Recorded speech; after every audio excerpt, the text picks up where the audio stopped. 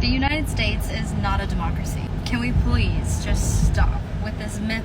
There are so many factors that prove this to be true, but just for the purposes of this video, let's look at the last few Supreme Court rulings. Just this week, the Supreme Court has overruled student loan forgiveness, ruled in favor of someone who openly discriminated against LGBTQ people, and they have overruled affirmative action. And all of these rulings are wildly unpopular with the vast majority of Americans. Now, you cannot say you have a democracy when you have just a small body of only 9 people who can completely overthrow the will of the people. None of which who are elected by the people, all of which who are hand-chosen by the most elite among us. Spoiler alert, no truly democratic society would ever have a ruling body of people with the word supreme in it. Supreme leader, supreme ruler, Supreme Court.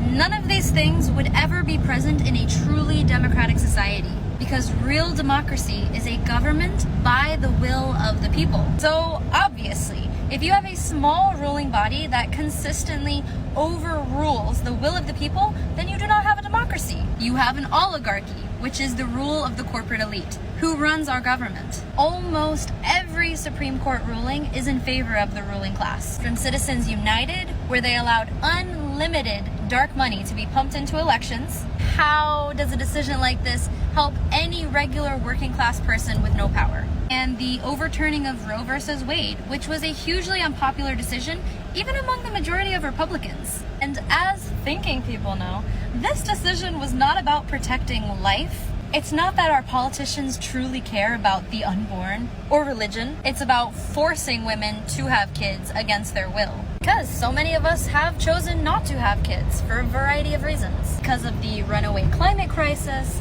or the obscene high cost of living, or the fact that we're on the brink of World War III, are all reasons why people are choosing not to have kids right now. But this ruling body in the Supreme Court is trying to force it on us. So once again, we do not live in a democracy. Maybe we can one day, but first we have to stop making excuses for these archaic institutions that rule over us. Abolish the Supreme Court.